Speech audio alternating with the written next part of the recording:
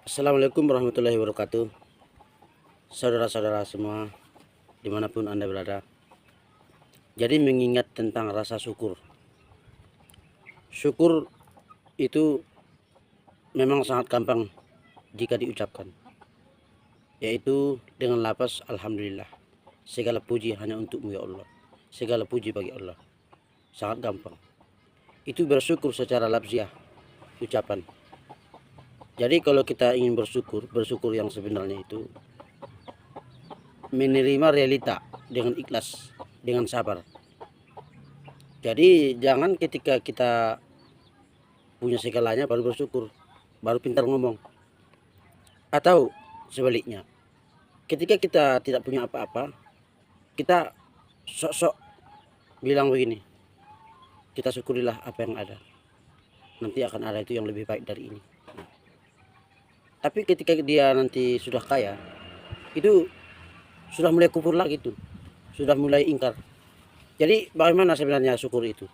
Syukur itu, rasa syukur itu diaplikasikan dalam keadaan bagaimanapun.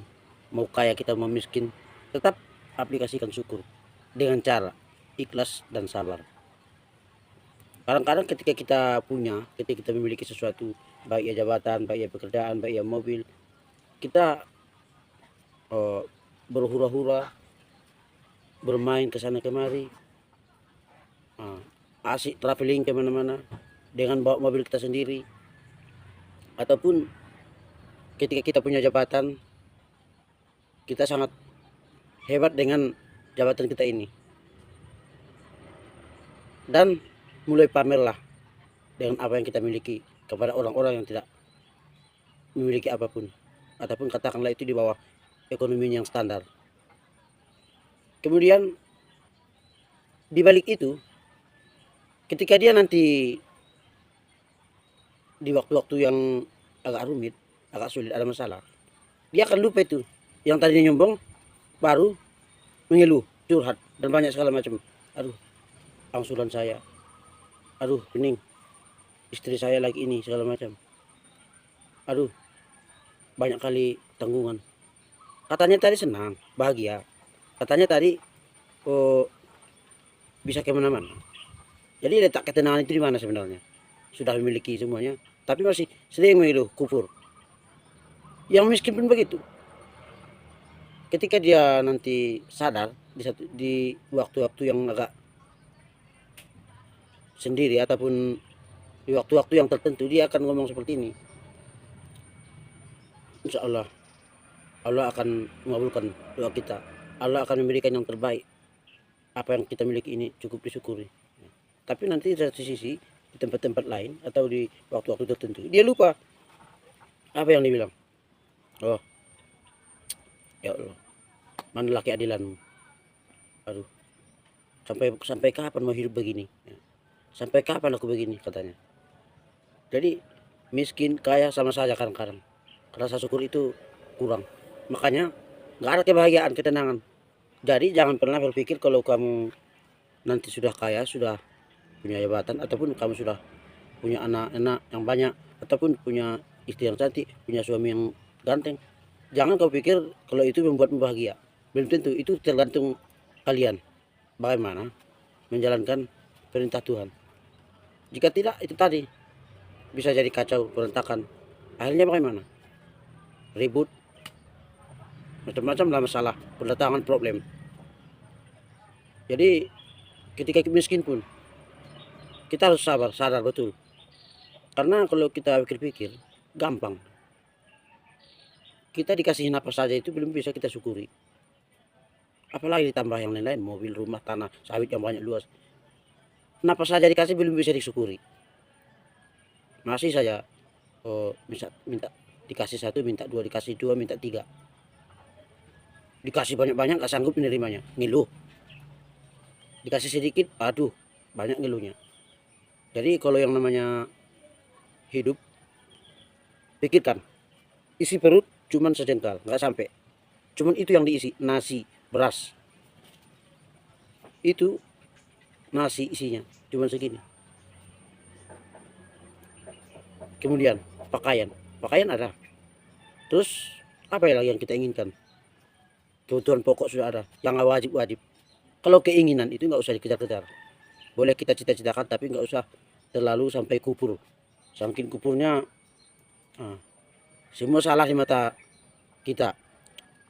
Kita melihat orang punya mobil, punya rumah, punya istri yang cantik, punya suami yang ganteng, punya pekerjaan. Sampai-sampai orang punya gelang. Ujung-ujungnya ketika kita melihat orang seperti itu, bagaimana kita ini? Tidak bersyukur. Contoh, eh, memilih suami harus mapan dulu. Memilih karyawan harus kriterianya sesuai persyaratan. Memilih rumah harus beton. Memilih tanah jangan miring, harus datar. Memilih usaha harus modal besar. Memilih jabatan harus bagian kantor. Jadi kalau kita paksakan kita seperti itu, nggak ada ketenangan dalam hidup. Kita harus menerima tahap demi tahap. Bahkan kadang hari demi hari, minggu, bahkan bulanan, bahkan sampai bertahun-tahun. Itu pengalaman pahit. Namun karena sudah kita rasakan seperti itu, sudah terbiasa, akhirnya problem-problem yang seperti itu lolos. Artinya lolos bukan berarti kita jadi orang kaya, enggak, tapi sudah kebal di bagian menderita di pandangan manusia. Tapi sebenarnya kita sudah datar, santai, tenang. Datang rezeki alhamdulillah, enggak datang alhamdulillah juga. Soalnya kita enggak datang rezeki alhamdulillah, datang pun alhamdulillah sekali. Kenapa alhamdulillah ketika enggak datang? Karena kita masih hidup, masih sehat, berarti Allah masih sayang kepada kita, masih ada nafas. Enggak pernah kita syukuri. Ini kadang-kadang kita bersyukur hanya di waktu kaya. Pandai pula menasihati orang yang di bawahnya. Kau nyari pekerjaan susah, kau milih-milih kerja, kau minta ini minta itu, kau harus giat kerjanya, mentang-mentang di atas. Begitu pun yang miskin, dikasih pekerjaan nggak amanah, dikasih tanggung jawab sering berulah, macam-macam. Jadi harus sepadan, harus sesuai, nggak ada yang salah. Hanya saja kadang-kadang kita ini nggak sadar diri, nggak menyesuaikan keadaan. Jadi harus kita pelajari mana yang harus dipelajari itu dalam hidup ini. Penting sekali belajar tentang hidup, tapi mempelajari hidup itu sesuai apa yang kita jalani, bukan mempelajari hidup orang. Kalau mempelajari hidup orang itu nggak penting. Apa yang kita alami dari kemarin-kemarin, tahun yang lalu, bulan yang lalu, itu yang kita pelajari. Alhamdulillah, setelah kita pelajari, kita akan mengenal diri kita sendiri. Siapa sebenarnya saya gitu. Jadi harus betul-betul kita kaji itu. Jangan hanya sekedar lewat. Yang sakit-sakit yang lewat, yang menderita yang lewat, kesenangan-kesenangan yang lewat, kita pelajari itu. Jangan hanya sekedar lewat. Penyesalan datangnya terlambat, selalu terlambat katanya. Ya memang penyesalan itu gak ada di awal. Kalau di awal itu namanya pendaftaran kan gitu. Penyesalan di awal katanya itu pendaftaran, kalau di akhir itu namanya penyesalan. Jadi harus benar-benar kita rasakan nikmat yang diberikan Tuhan itu. Jangan sekedar hidup tapi nggak pernah merasakan ketenangan. Bukan merasakan ini memiliki segalanya, enggak. Itu bonus dikasih Tuhan. Dikasih Tuhan mobil, anak yang cantik, bini yang cantik, abang yang tampan, segala macam, rumah yang bertingkat-tingkat, itu bonus. Itu keinginan bukan kebutuhan. Jadi nggak perlu kita terlalu jauh berpikiran yang belum ada di depan mata. Sekarang yang disyukuri apa yang kita rasakan sekarang. Kalau hari esok boleh kita pikirkan, boleh. Hari kemarin jadikan pelajaran, pelajari itu. Karena kalau kita pelajari itu nanti akan membentuk hati kita menjadi kebal dan